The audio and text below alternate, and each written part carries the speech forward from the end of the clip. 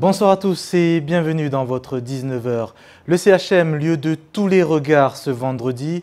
Nouvelle journée de mobilisation du personnel médical.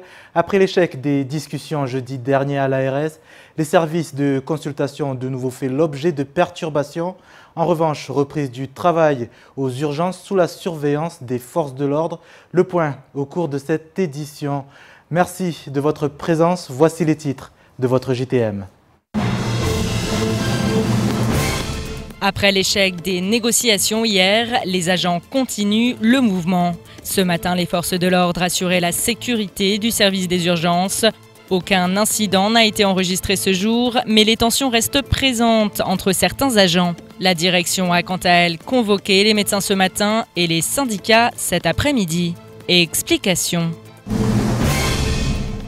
La formation ACE, en partenariat avec le conseil départemental, a procédé ce matin à la remise des diplômes de la formation de formateurs professionnels d'adultes. Après 11 mois de dur labeur, les 9 diplômés se sont vus remettre leur nouveau titre sous le regard de nos caméras. Reportage.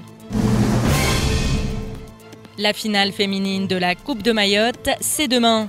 L'ASO Espoir de Chiconi affrontera l'AS Jumelle de Mzoisia. Une conférence de presse a été donnée à cette occasion ce matin afin de promouvoir ce bel événement sportif à venir. Plus d'informations à la fin de votre journal. Au chapitre social, une semaine après le début du mouvement de grève, toujours pas de dénouement au centre hospitalier de Mayotte. L'échec des négociations entre intersyndicales et autorités compétentes jeudi dernier à l'ARS n'a pas apaisé la situation. Ce vendredi, les agents étaient à nouveau mobilisés. L'ensemble des services sont restés fermés, à l'exception des urgences sécurisées durant toute la journée par les forces de l'ordre. Le point dans ce reportage. Des urgences sous haute surveillance. À quelques mètres du périmètre de sécurité, les agents grévistes du CHM serrent les rangs, revendiquent leurs droits par des invocations. Scènes surréalistes qui témoignent d'une situation sociale et sanitaire bien fragile dans le 101e département. Ça montre que ce soit l'État au niveau national ou même ses représentants ici, il n'y a aucun soutien et puis il n'y a aucun intérêt d'amélioration des choses à Mayotte, donc que ce soit la santé ou autre. Mais à ce qui concerne la santé, on voit carrément le mépris qu'il y a même au niveau du préfet, parce que lui-même nous a jamais cherché à discuter, mais au contraire, ça voit la gendarmerie. De l'autre côté de l'établissement, à l'entrée principale, on mène la garde, d'autres pris pour un dénouement du conflit, à l'image des femmes leaders qui désormais soutiennent le mouvement. Mananlio banu nsubwere hawana na waju walio babo warumwa bure yode mana yangu na lawa hangu natoa muamala zangu pia na janaketi bani niwanie nti yangu mana niwanie nti yangu ikeshi tuberisike harumwa dalili funa mnaini. Après l'échec des négociations à l'ARS hier, le conflit semble être arrivé à un point de non-retour. Un mouvement où les tensions et les divisions semblent de plus en plus vives au sein du personnel médical. Pour certains, il est urgent d'agir. Depuis des années, on se bat pour que l'offre de soins soit augmentée à Mayotte, l'attractivité soit augmentée à Mayotte, qu'on a besoin de structures, de blocs opératoires et de lits. C'est pas d'aujourd'hui. Aujourd'hui, oui, la réponse elle est urgente et il faut un calendrier.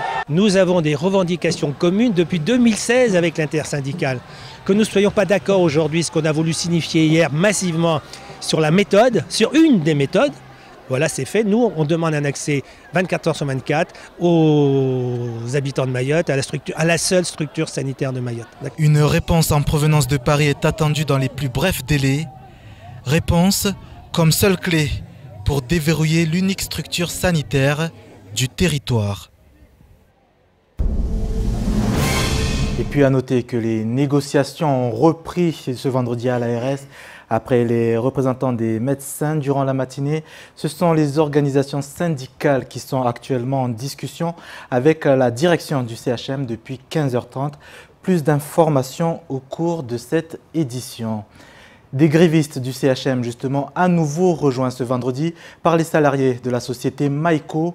Le bras de fer se poursuit en effet au sein de l'entreprise, 2 semaines après le début du mouvement. Toujours pas de dialogue entre direction et salariés et la colère grandit du côté des manifestants. Tous réclament à présent la démission de toute l'équipe dirigeante. Pierre Bellucci, Leslie Vimenet. Les jours passent, mais la situation n'évolue pas du côté de Maïco. Aucune négociation n'a eu lieu et les grévistes réclament une intervention de la DIECT ainsi que la démission de tous les cadres dirigeants de l'entreprise. Comme d'habitude, à chaque fois qu'on se rapproche de la DIECT, à notre surprise générale, les rideaux sont fermés et il n'y a personne pour nous recevoir. Ça devient vraiment embêtant et ridicule. Aujourd'hui, on est allé la démission de toute la direction sans exception parce que ils ne sont pas dignes de direction, ils ne sont pas dignes des responsables. Ils ne veulent pas discuter avec leurs salariés, venez qu'ils dégagent. Les mots des grévistes sont sans équivoque, tout comme ceux du secrétaire général de la CGTMA qui accuse la direction de ne pas traiter l'ensemble des salariés sur un même pied d'égalité. Quand on a un monopole, disons, de fabrication de boissons, parce qu'il y avait 2 avant, maintenant, il n'y a que lui. Quand on sait que son chiffre d'affaires, quel que soit, aura toujours, quand on sait qu'il y a des dysfonctionnements au niveau de traitement des salariés, il est sûr que ce qu'il a pu conserver derrière, qui aurait dû être distribué pour les salariés, ne l'a pas été. Donc il se permet de jouer ainsi. Et puis, nous constatons que de jour en jour, la réglementation, que ce soit française ou la réglementation internationale, n'est pas respectée à Mayotte. C'est ce que nous constatons et c'est ce que nous regrettons pour Mayotte. Comme lundi après leur passage par la DIECT, les grévistes de Maïco ont rejoint ceux du CHM. En effet, pour Saïd Midaïn, les 2 conflits possèdent des points en commun. Ces 2 mouvements se ressemblent parce que les 2, disons qu'il y a un dénominateur commun, c'est le mépris des 2 directions vis-à-vis des salariés. C'est pour ça que nous, on a décidé de rejoindre ce mouvement. Et on fait appel à tous, aux femmes leaders, à tous les autres syndicats pour venir nous rejoindre.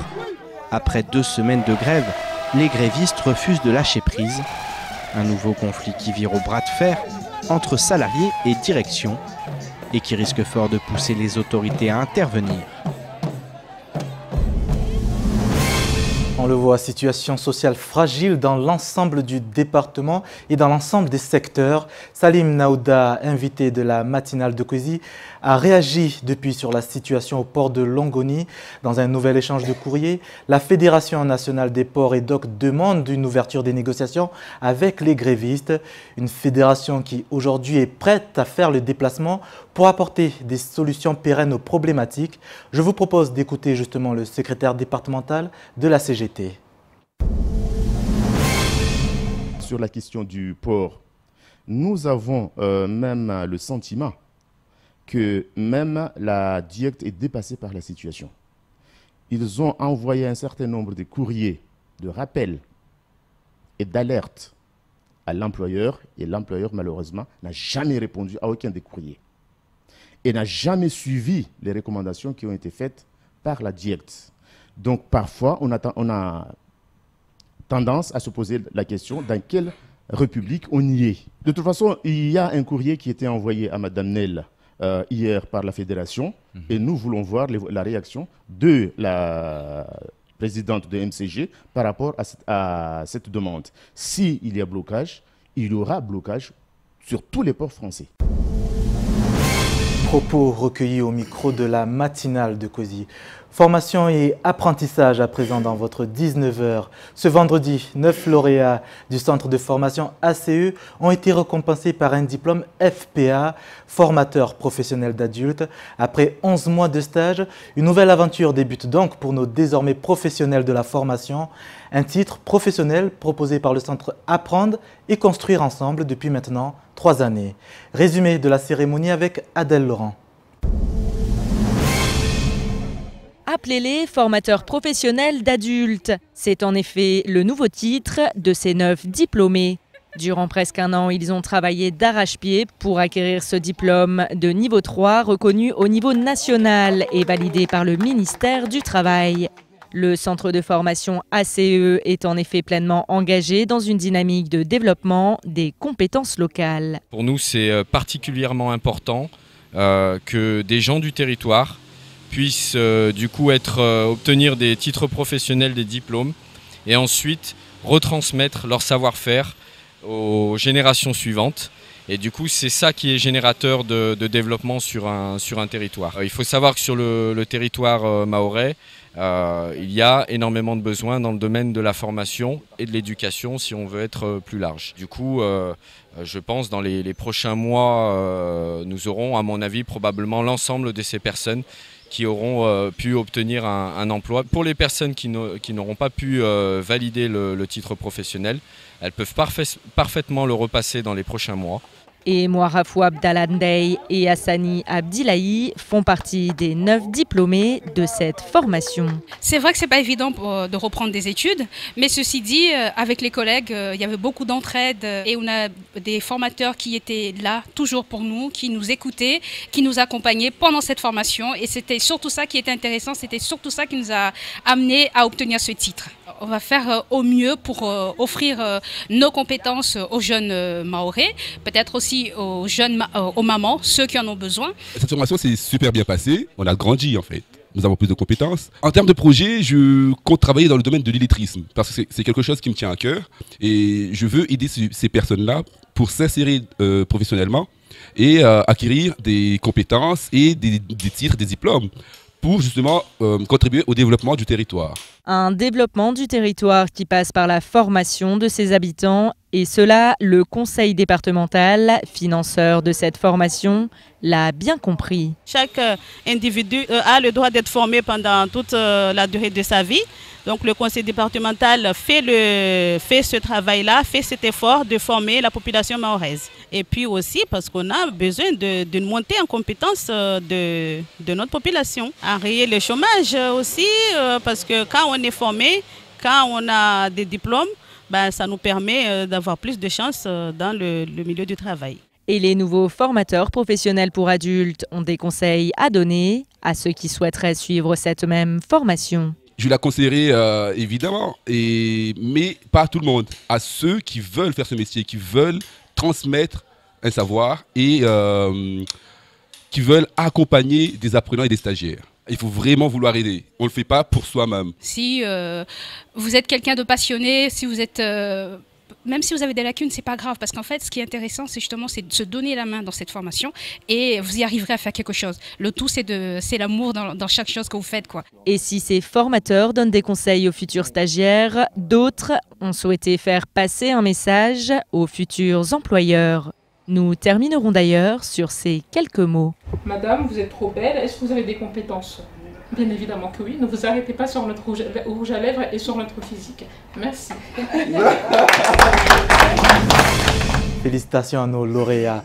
La semaine européenne pour l'emploi des personnes en situation de handicap approche à Mayotte. Dès le 13 novembre prochain, de nombreuses actions se dérouleront dans l'ensemble du département.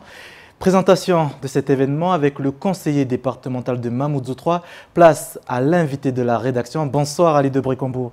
Bonsoir, bonsoir à tous les auditeurs. Bienvenue dans ce 19h, merci d'avoir accepté notre invitation. Vous êtes également le président de la MDPH 976, à savoir la Maison départementale des personnes handicapées.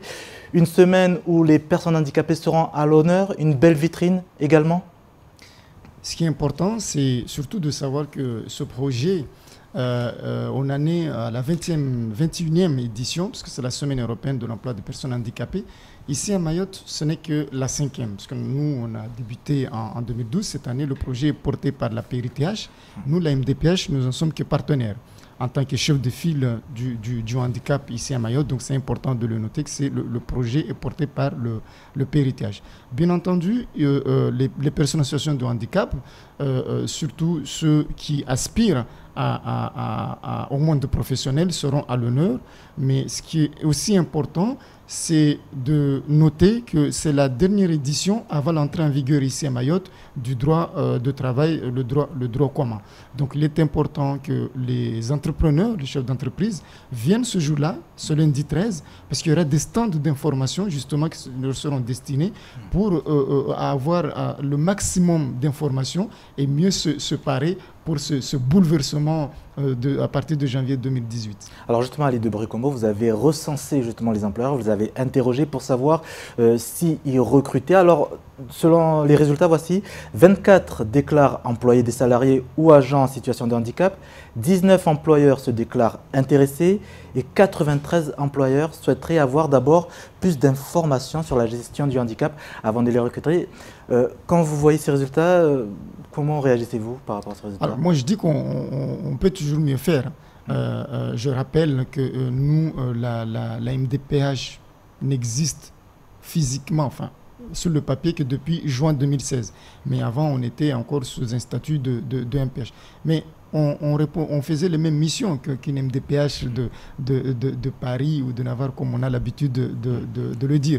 Et bien entendu, la MDPH aujourd'hui, cette maison, c'est la porte d'entrée de tout le secteur handicap.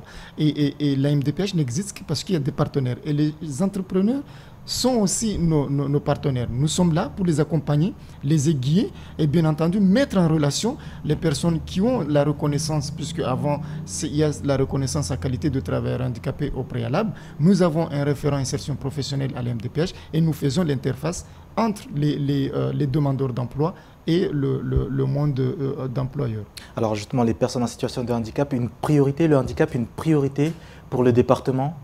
Alors, bien entendu, vous savez qu'au niveau du gouvernement, on a la ministre déléguée chargée du handicap qui est placée à côté du Premier ministre. Donc, c'est un message fort. Donc, il faut que nous, à Mayotte, nous traduisons cela en priorisant le handicap parce qu'on a beaucoup de chemin à faire. Vous savez que le handicap ici à Mayotte a une consonance particulière de par nos représentations, notre culture. Et bien entendu, c'est désormais le bâton de pèlerin de la MDPH, de sensibiliser, d'informer la population sur le handicap et les droits. En attendant, comment expliquer que les employeurs soient aussi réticents à Mayotte? Vous savez, faut le comprendre aussi, quand vous avez une structure à gérer, c'est toujours hésitant quand vous entendez une personne en situation de handicap, parce que c'est une adaptation de poste, parce que c'est beaucoup de choses, c'est un bouleversement comme on dit, mais nous sommes là et ensemble, on peut aller loin. Justement, cette semaine européenne pour les personnes en situation de handicap, ce sera l'occasion de casser les barrières? Ce n'est qu'une action parmi tant d'autres. Vous savez, il y a par exemple, nous on va se déplacer dimanche à Paris, parce qu'on a à cœur d'organiser le premier séminaire à partir de 2018, le premier séminaire sur le handicap. Voilà, ça va être ça, une rétrospective du chemin qui a été parcouru sur nos représentations. Et à partir de là, avec les ateliers qui seront mis en place, nous pourrons récolter des informations et les décliner en action, justement comme je le disais, pour mieux sensibiliser et mieux informer la population sur le handicap et leur dire que le handicap n'est pas une fatalité. Donc la semaine européenne pour les personnes en situation de handicap, pour le travail des personnes en situation de handicap, ce sera la semaine prochaine. Quel sera le programme? Lundi, après le discours des officiels, comme je l'ai dit, il va y avoir des stands, surtout à destination des entrepreneurs pour avoir le maximum d'informations. Mais s'il y a des choses à retenir, il y a cette journée-là d'ouverture, mais il y a aussi l'année dernière une action qui a été faite et qui a été reconduite cette année, c'est le dîner à l'aveugle. Là, c'est des personnes qui vont se mettre dans la même situation qu'une personne en situation de handicap, notamment les malvoyants. Et j'invite les entrepreneurs justement à venir, à se mettre à la place et vous verrez que voilà, c'est un autre monde qu'on découvre. Merci Ali de Brécombaut d'avoir accepté notre invitation. Alors la semaine européenne pour l'emploi des personnes en situation de handicap à Mayotte, c'est toute la semaine prochaine à partir de lundi. Merci d'avoir accepté notre invitation. 19h et bientôt 21 minutes sur KTV. Merci d'être avec nous. À présent, le reste de l'actualité de ce vendredi 10 novembre dans les brèves de Pierre Bellucci et Leslie Vimenet. Depuis le début de son mandat en mai dernier, le président de la République Emmanuel Macron s'est rendu dans plusieurs territoires ultramarins, mais jamais encore dans le bassin océan Indien. Néanmoins, selon des bruits de couloir provenant du palais de l'Élysée, le chef de l'État pourrait se rendre en visite officielle à Mayotte dès le mois de janvier prochain. L'occasion de présenter ses vœux à l'outre-mer et de découvrir un département sur lequel il n'a fait que passer durant quelques heures au moment de sa campagne. Pour l'heure, il apparaît impossible de confirmer l'information, mais le voyage serait bel et bien à l'étude. Le président a en effet clairement expliqué que 2 territoires ultramarins étaient prioritaires, eu égard à leur situation respective, la Guyane et Mayotte. En effet, les attentes sur ces 2 territoires sont immenses et le président risque de ne pas être accueilli qu'avec des colliers de fleurs.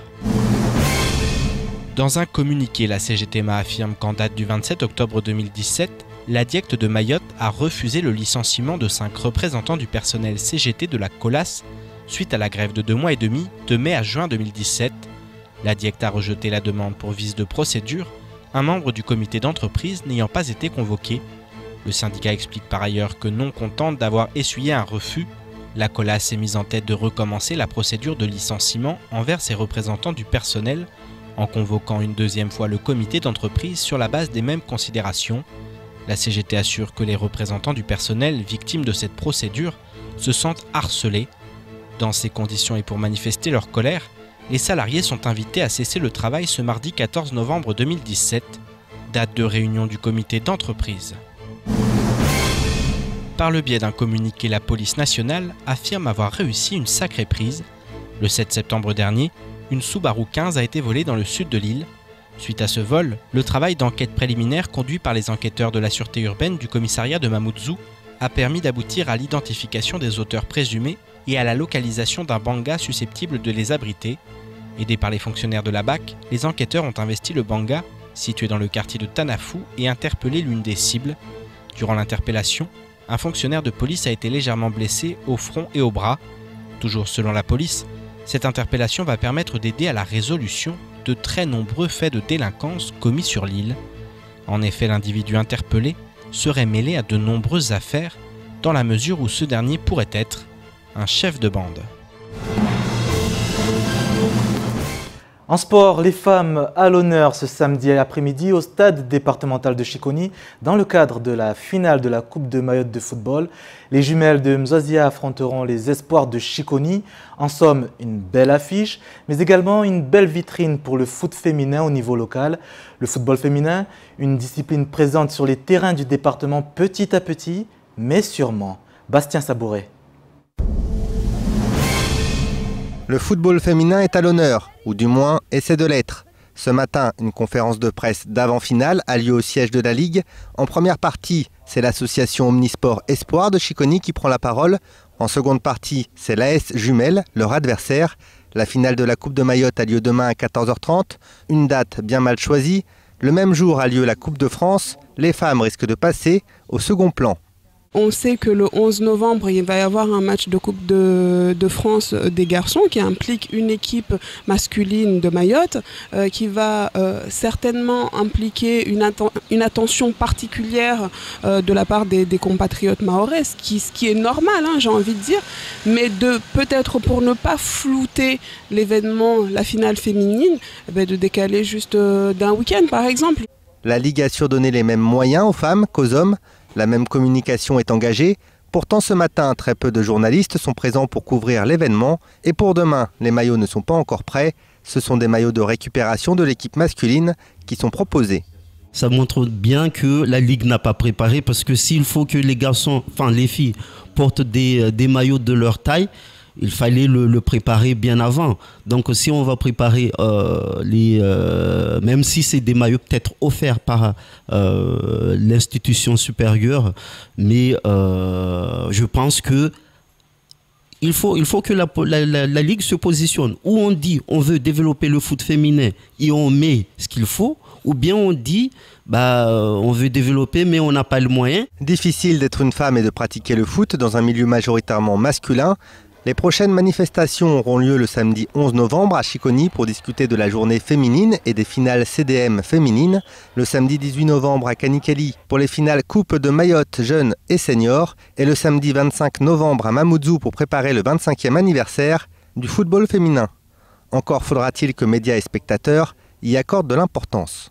On travaille à ce que les inégalités se réduisent, mais on est encore très loin dans la mesure où sur un terrain, lorsqu'on est sur une finale, on verra beaucoup moins de personnes dans les tribunes que quand c'est une finale masculine. Donc c'est la promotion, c'est la communication, c'est la préparation. Aujourd'hui, on parle de 25 ans du football féminin à Mayotte, mais on a l'impression que ça fait à peine que quelques années que ça existe.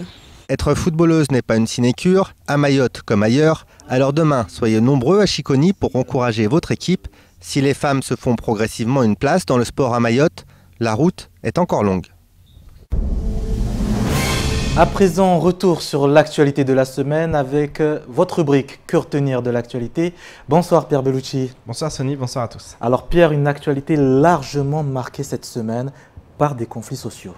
Des conflits sociaux, la grève au CHM, mais également des sujets d'actualité qui font l'actualité toutes les semaines, puisque ce sont des problèmes à Mayotte, à savoir la sécurité et l'immigration. Justement, je vous propose de regarder un petit florilège de réactions à propos de 3 sujets en particulier. S'il faut pointer du doigt, ce ne serait pas envers nous, les représentants du personnel ou les agents qui grèvent, mais le gouvernement qui fait la sourde oreille. Le gouvernement qui nous divise, nous, entre agents au CHM. Le gouvernement qui ne réagit pas face aux problèmes d'ici et qui nous divise entre ici et La Réunion. Donc, on comprend la nécessité de leurs soins et c'est bien pour cette raison qu'on se bat. En arrivant hier, on a pu voir une police qui est quand même, me dire, en réelle souffrance. Beaucoup parlent de peur. C'est-à-dire que maintenant, encore hier, on était avec X collègues qui sont à la BAC, pourtant ce sont des policiers qui sont habitués à l'anticrime, à la violence. Ils me disent quand même ouvertement qu'ils vont de temps en temps, mais même trop souvent, même au travail avec la boule au ventre. Et je pense qu'il y a quand même un sentiment de peur et d'insécurité. On s'aperçoit que beaucoup d'annonces politiques depuis quelques années, avec des belles annonces chiffrées, politiques, mais il s'avère que tous ces renforts sont une fumisterie, puisqu'en l'occurrence, ils ne servent qu'à remplacer les départs, les fins de contrat, les départs à la retraite. Si le niveau de vie à Mayotte est faible, est beaucoup plus faible que la moyenne nationale, le différentiel entre le niveau de vie à Mayotte et les Comores, c'est de 1 à 8, de 1 à 10. Tant qu'on sera dans cette situation, il y aura un effet d'attraction, et c'est pour ça qu'on doit trouver les moyens de mieux coopérer, de mieux agir d'accord parti avec le gouvernement des Comores. C'est-à-dire développer la coopération régionale ? Et oui. L'histoire du monde, depuis qu'il est monde, a toujours montré qu'il n'y a jamais aucun mur qui tienne durablement. Donc il faut travailler sur les 2 registres, à la fois rassurer la population mahoraise, mais trouver la voie pour avancer avec nos interlocuteurs comoriens. Alors Pierre, on débute avec la situation du côté du CHM. Depuis 15h30, représentants syndicaux et direction sont en discussion à l'ARS. Quelles sont les dernières informations ? Alors l'information déjà, c'est que ça continue à discuter, c'est en bonne voie, c'est je crois la grosse information, c'est en bonne voie, on avance notamment sur un point important pour les grévistes, à savoir la revendication d'une prime par rapport à la surcharge de travail. Il y avait plusieurs primes qui étaient réclamées, notamment celle-là. On est en train d'avancer sur ce point. Il y a des accords qui sont en train de se nouer. Voilà, maintenant on reste prudent. On sait que parfois ça avance et puis d'un coup il y a un point qui fait tout capoter. Donc voilà, on va rester prudent. On va voir, mais en tout cas c'est en bonne voie et ça c'est déjà une première bonne nouvelle parce que ces derniers jours c'était très compliqué de discuter. Un dernier mot, Sonny, sur ce sujet parce que ça a été une semaine très agitée et Henri Rigotard a dit quelque chose de très juste en tout début de semaine, c'est pour ça que c'est intéressant de le revoir maintenant. Il a dit on nous monte les uns contre les autres et c'est vrai que cette situation au CHM et ces problèmes dans la santé de manière générale, ça crée des tensions, mais ça crée aussi des tensions entre collègues, des tensions communautaire parce que effectivement il y a une prise en charge qui est très très importante, beaucoup de personnes aussi issues de l'immigration, alors ça forcément ça crée des tensions, certains disent que ce sont les personnes en situation régulière qui passent en premier, il y a ce genre de tension là, il y a des tensions aussi entre collègues, des vraies incompréhensions, on l'a vu tout au long de cette semaine et il a dit quelque chose de très juste, tout ça finalement c'est alimenté par l'État. Pourquoi ? Parce que l'État ne nous donne pas les moyens de travailler dans de bonnes conditions. Et je trouve que c'est vraiment une réaction qui est intéressante parce que finalement, ce problème, il vient aussi de ça. Cette incompréhension entre les uns et les autres, elle vient du fait qu'il y a un manque de moyens qui est cruel, que tout le monde, que personne ne peut nier. Et voilà, et on arrive à ces situations. Et quelle que soit l'issue de cette crise, elle laissera forcément des traces. Hein. Oui, c'est ce qui est aussi inquiétant, c'est que quoi qu'il arrive, je crois qu'on arrive à un point de rupture. On le voit, il y a eu beaucoup de choses, beaucoup de dénonciations aussi. On l'a vu encore aujourd'hui. Des choses qui éclatent au sein de ce CHM qui étaient là, qui sont aussi là dans la société de manière générale. Et c'est peut-être aussi ce qu'il faut retenir de ce mouvement de grève. On sent qu'il y a une tension au sein de la société à Mayotte et que aujourd'hui les Mahorais, toute une partie de la population est prête à dire stop, c'est fini. On l'a vu avec les décasages et avec le collectif de Mayotte, avec toutes ces personnes dans la rue par rapport à la feuille de route. On sent vraiment qu'il y a des personnes à Mayotte qui sont prêtes à dire c'est fini, on arrête. Maintenant, il est temps qu'on prenne les choses en main, quitte à ce qu'il y ait des dérives, ce qui forcément se produit à un moment ou à un autre. Donc c'est pour ça que les autorités doivent être très vigilantes et doivent apporter des réponses. La ministre des Outre-mer a annoncé 172 millions d'euros. Il y a encore des choses à apporter. Pierre, autre sujet de crise dans le département après la santé, l'insécurité, avec un constat cette semaine sans appel du secrétaire national de UNSA Police. Oui, il a constaté comme tout le monde, il a été au plus proche des agents sur le terrain et il a expliqué qu'effectivement il y avait un véritable problème de moyens humains notamment. Et là aussi, on le sait, au commissariat, il y a des tensions et des tensions aussi qui peuvent être communautaires. On se souvient, à l'époque du commissaire Misignac, il y avait une vraie fronde face à lui et on sentait qu'au sein du commissariat, mais c'est aussi lié à cette problématique des moyens. Quand vous travaillez en permanence sous pression, sous tension, que vous allez sur le terrain, qu'il y a des policiers qui sont blessés, et ben effectivement, entre collègues, ça se passe pas forcément très bien aussi ensuite. Il peut y avoir des tensions, il peut y avoir des erreurs des uns et des autres. Et voilà, et forcément, tout ça, ça découle de ce manque de moyens. Donc c'est pour ça aussi que le délégué, il est là, et il est là pour dire non, ce que j'ai vu, ça me choque. Il a parlé de fumisterie, ce ne sont pas des mots anodins. Voilà, donc il a expliqué que non, il faut des moyens, absolument, parce qu'ils sont proches du burn-out, également dans le domaine de la sécurité. Dernier sujet, Pierre, justement, cette semaine, le préfet a eu l'occasion de faire le bilan. Oui, le bilan, et il a parlé d'immigration aussi, un sujet dont on parle forcément très régulièrement. À ce propos, il a évoqué la coopération régionale et effectivement, cette coopération régionale dont on parle depuis très très longtemps, l'immigration est revenue comme jamais, en tout cas très fortement sur le devant de la scène avec la feuille de route. Il est revenu sur cette feuille de route et il a expliqué qu'effectivement, il faut à un moment donné qu'il y ait un dialogue avec l'Union des Comores, et je suis plutôt de son avis lorsqu'il dit que tant que l'Union des Comores ne se développera pas, tant que ce pays restera avec un tel niveau de vie, un niveau de vie si faible, il y aura de l'immigration, il y aura sûrement des morts. Maintenant, l'État doit aussi faire un travail plus important par rapport à ça, mettre encore plus de moyens pour, d'un côté, comme il l'a expliqué, rassurer et puis limiter l'immigration clandestine avec aussi ces drames dans le lagon. Et puis d'un autre côté, aussi, je pense qu'il faut avoir un vrai travail avec l'Union des Comores. Il faut que l'Union des Comores aussi accepte de parler, parce que c'est aussi ça le problème depuis des années, c'est que l'Union des Comores rejette Mayotte française. Et je pense que c'est aussi ce qui est important, que cette coopération régionale se développe. Pour ça, il faut être deux et il faut que l'État français fasse aussi son travail de pression.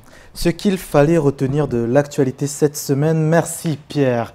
Fin de ce journal, merci de votre fidélité. Tout de suite, la météo, Alexandra Marouane. Retour de la matinale de Kwesi, lundi dès 6h à 19h, votre JTM pour une nouvelle semaine d'actualité. Belle soirée à tous.